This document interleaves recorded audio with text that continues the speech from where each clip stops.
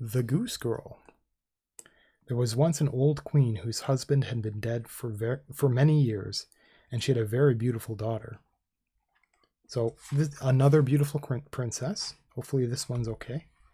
When she grew up, she was betrothed to a prince in a distant country. When the time came for the maiden to be sent into this distant country to be married, the old queen packed up quantities of clothes and jewels, gold and silver, cups and ornaments, and in fact everything suitable to a royal outfit, for she loved her daughter very dearly. She also sent a waiting woman to travel with her and to put her hand into that of the bridegroom. They each had a horse. The princess's horse was called Falada, and it could speak. So a waiting woman is not quite like a servant. It would be like kind of almost like a helper. So remember, this is a princess. So this is an extra helping hand, but it's not like a person who is low, like a maid or something like that. So it might be somebody who gets her stuff, does things, helps her out, but she doesn't necessarily, the princess doesn't necessarily order her about, because you remember this is the queen's woman. So she's kind of like an employee of the queen. Okay, so the princess is on a talking horse. When the hour of departure came, the old queen went to her bedroom and with a sharp little knife cut her finger and made it bleed. Then she held a piece of white cambric under it and let 3 drops of blood fall on it. Okay, I want to know what a cambric is. Cambric. I don't think I've ever heard that word. And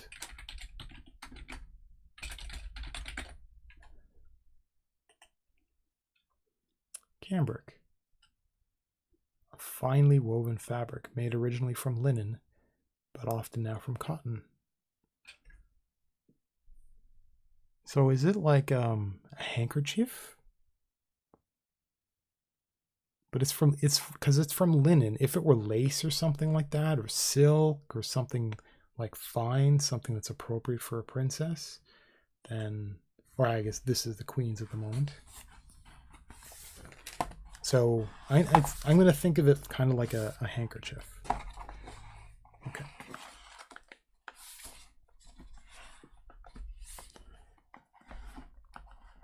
So she's with her talking horse. When the hour of departure came, the old queen went to her bedroom and with a sharp little knife cut her finger and made it bleed. Then she held a piece of white cambric under it and let 3 drops of blood fall on it. This cambric she gave to her daughter and said, "Dear child, take good care of this. It will stand you in good stead on the journey." So does the queen use magic or something? They then bade each other a sorrowful farewell. The princess hid the piece of cambric in her bosom, mounted her horse, and set out to her bridegroom's country. When they had ridden for a time, the princess became very thirsty and said to the waiting woman, "Get down and fetch me some water in my cup from the stream. I must have something to drink." Okay. Remember what I've said about her not quite being a servant? "If you are thirsty," said the waiting woman, "dismount yourself. Lie down by the water and drink. I don't choose to be your servant." Okay, so remember, this is a waiting woman, not a servant. So in her great thirst, the princess dismounted and stooped down to the stream and drank, since she could not have her golden cup. The poor princess said, "Alas," and the drops of blood answered, "If your mother knew this, it would break her heart." The royal bride was humble, so she said nothing but mounted her horse again. Then they rode several miles farther, but the day was warm, the sun was scorching, and the princess was soon very thirsty again.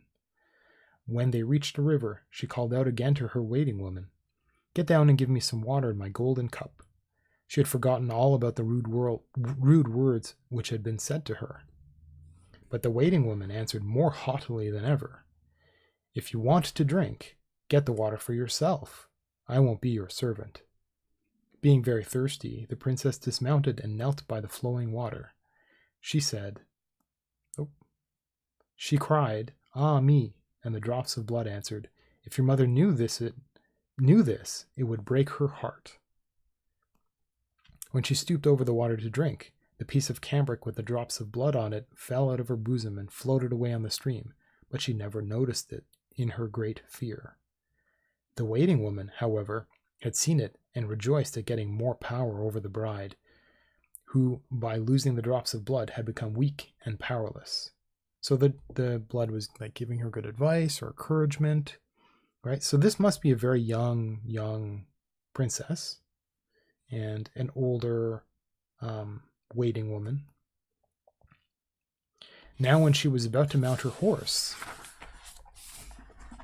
Falada again, so her horse Falada, the waiting woman said, "By rights, Falada belongs to me. This jade will do for you." The poor little princess was obliged to give way. Then the waiting woman in a harsh voice ordered her to take off her royal robes and to put on her own mean garments. Okay, so the princess is wearing like princess clothes, of course. And by mean garments, this is like not royal clothing, so not very good clothing. So they're kind of switching clothes. Finally, she forced her to swear before heaven that she would not tell a creature at court what had taken place. Had she not taken the oath, she would have been killed on the spot. But Falada saw all this and marked it. So the horse remembered it. That's what marking means. Now, it usually means writing something down, like marking a piece of paper. But it also means to remember something. There was a great rejoicing when they arrived at the castle. The prince hurried toward them and lifted the waiting woman from her horse, thinking she was his bride. How old? Okay, so maybe they're the same age. She was led upstairs, but the real princess had to stay below. The old king looked out of the window and saw the delicate, pretty little creature standing in the courtyard. So he went to the bridal apartment and asked the bride about her companion, who was left standing in the courtyard, and wished to know who she was. "I picked her up on the way and brought her here with me for company. Give the girl something to do to keep her from idling." But the old king had no work for her and could not think of anything. At last he said, "I have a little lad who looks after the geese. She may help him." The boy was called Little Conrad, and the real bride was sent with him to look after the geese. Soon afterwards, the false bride said to the prince, "Dear husband, I pray you do me a favor. Are they already married?" He answered, "That I will gladly do." "Well then, let the knacker be called to cut off the head of the horse I rode. It angered me on the way."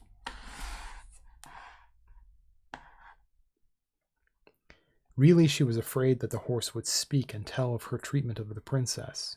So it was settled, and the faithful Falada had to die. When this came to the ear of the real princess, she promised the knacker a piece of gold if he would do her a slight service. There was a great dark gateway to the town, through which she had to pass every morning and evening. Would he nail up Falada's head in this gateway so that she might see him as she passed? You? The knacker promised to do as she wished, and when the horse's head was cut off, he hung it up in the dark gateway. In the early morning, when she and Conrad went through the gateway, she said in passing, "Alas, dear Falada, there thou hangest." And the head answered, "Alas, queen's daughter, where thou gangest, if thy mother knew thy fate, her heart would break with grief so great." I'm not really sure why why that word's being used that way. Okay, so you know the word gang, so a whole bunch of people all together, all like that know each other very well, all in a group, all doing something. I'm not really sure. So maybe the horse is just talking about the entire group of them, all passing by. Then they passed on out of the town and right into the field with the geese. When they reached the meadow, the princess sat down on the grass and let down her hair. It shone like pure gold, and when little Conrad saw it, he was so delighted that he wanted to pluck some out. How must be a really young kid who's like, pretty, I want some. Tear a handful of hair out. That's not good. But she said, blow, blow, little breeze, and Conrad's hat seize. Let him join in the chase, while away it is whirled, till my tresses are curled, and I rest in my peace. So tresses are curled is like when she curls her hair back up and puts it away. Then a strong wind sprang up, which blew away Conrad's hat right over the fields, and he had to run after it. Does she use magic too? Because remember the queen made the magic, has the magic blood that talks. Maybe the princess also has some magic. When he came back, she had finished combing her hair, and it was all put up again, so he could not get a single hair. This made him very sulky, and he would not say any other word to her. And they tended the geese till evening, when they went home.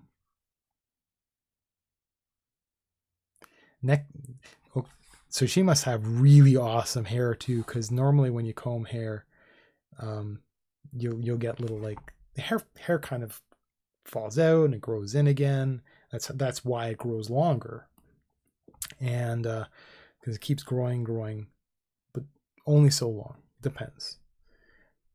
And so it's very strange that she could comb her hair and not have little strands like left over tangled in the comb and stuff like that, because that's normal.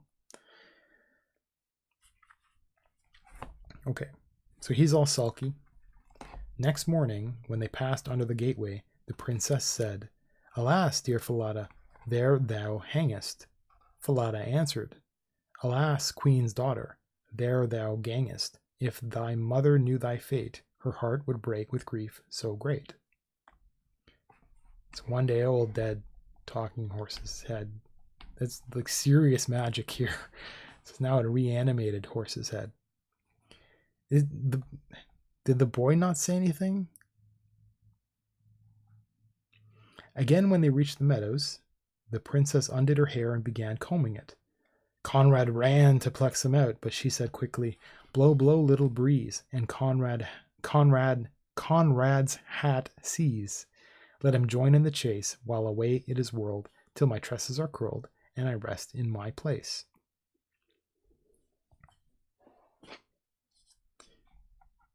She could like wish for her hair to be done up already. The wind again sprang up and blew Conrad's hat far away over the fields, and he had to run after it.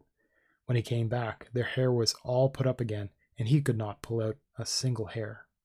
And they tended the geese till the evening. Oh my.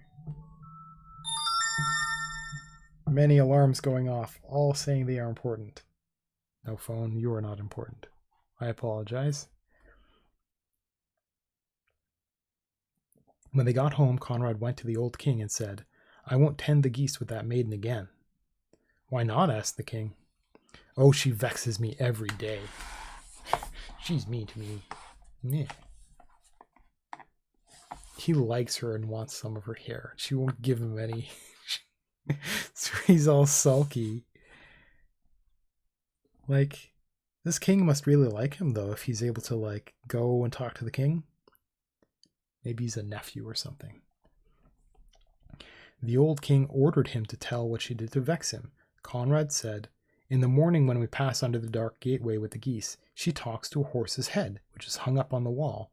She says, 'Alas, Falada, there thou hangest.' And the head answers, 'Alas, queen's daughter, there thou gangest. If thy mother knew thy fate, her heart would break with grief so great.'" So Conrad actually did hear and just didn't say anything about it at the 2 times it happened. Then Conrad went to tell the king all that had happened in the meadow and how he had to run after his hat in the wind. The old king ordered Conrad to go out next day as usual. Then he placed himself behind the dark gateway and heard the princess speaking to Falada's head. He also followed her in the field and hid himself behind a bush into the field. And with his own eyes he saw the goose girl and the lad come driving the geese into the field. Then after a time he saw the girl let down her hair, which glittered in the sun. Directly after this she said, "Blow, blow, little breeze, and Conrad's hat seize. Let him join in the chase, while away it is whirled, till my tresses are curled, and I rest in my place." Then came a puff of wind which carried off Conrad's hat, and he had to run after it. While he was away, the maiden combed and did up her hair, and all this the old king observed. So he was kind of there looking at her magic. Thereupon he went away unnoticed, and in the evening when the goose girl came home, he called her aside and asked why she did all these things. "I may not tell you that, nor may I tell any human creature, for I have sworn it under the open sky. If I had not done so, I should have lost my life." He pressed her sorely and gave her no peace, but he could get nothing out of her. Then he said, "If you won't tell me, then tell your sorrows to the iron stove there." And he crept away. She crept up to the stove and, beginning to weep and lament, unburdened her heart to it and said, "Here I am, forsaken by all the world, and yet I am a princess. A false waiting woman brought me to such a pass that I had to take off my royal robes.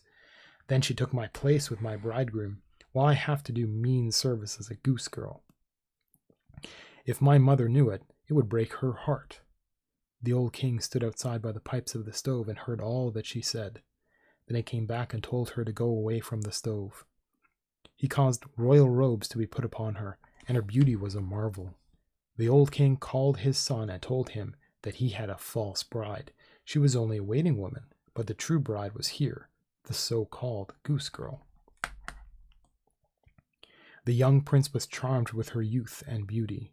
I told you that the waiting woman was older. That's why she's all tricksy. So the young prince was charmed with her youth and beauty. A great banquet was prepared to which all the courtiers and good friends were bidden.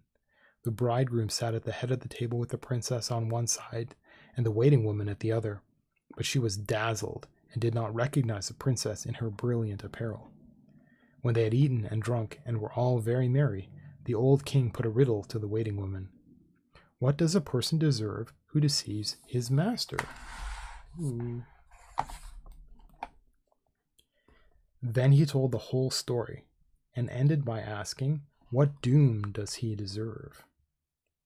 What whole story? So I guess the riddle has a story.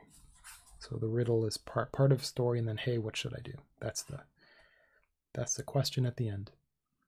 The false bride answered, "No better than this. He must be put stark naked into a barrel stuck with nails, and be dragged along by 2 white horses from street to street till he is dead."